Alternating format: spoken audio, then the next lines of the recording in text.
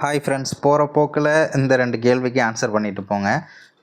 என்ன கொடுத்துருக்காங்கன்னா, ஃபஸ்ட் ஒன்று பாருங்களேன், 43 மகள்வாரி தொடர்பான கூற்றுகளில் எது தவறானது அப்படின்னு கேட்டிருக்காங்க.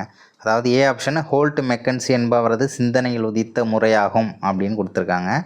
அடுத்தது ரயத்துவாரி முறையின் மாற்றி அமைக்கப்பட்ட வடிவமாகும் அப்படின்னு சொல்லியிருக்காங்க. தேர்ட் ஒன் வில்லியம் பெண்டிங் மகள்வாரி முறையில் சில மாற்றங்களை கொண்டு வந்தார் அப்படின்றத சொல்லியிருக்காங்க. 4வது ஆப்ஷன் கிராம மக்கள் அனைவரும் நில வருவாய்க்கு பொறுப்பானவர்கள் ஆவார்கள் அப்படின்றத சொல்லியிருக்காங்க. ஓகேவா? ஸோ இதில் ஆன்சர் எது அப்படின்னா, ரயத்துவாரி முறையின் மாற்றி அமைக்கப்பட்ட வடிவமாகும் அப்படிங்கிறது தான் நமக்கு ஆன்சரு.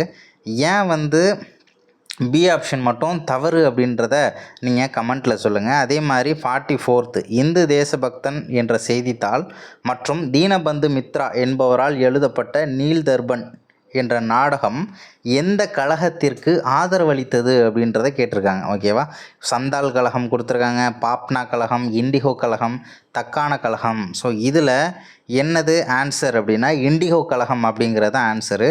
நீங்கள் கமெண்ட்டில் என்ன சொல்கிறீங்கன்னா, இண்டிகோ கழகம் எந்த காலகட்டத்தில் நடந்தது, எந்த பகுதியில் நடந்தது, எதனால் நடந்தது அப்படின்றத கமெண்ட்டில் சொல்லுங்கள். தேங்க்யூ.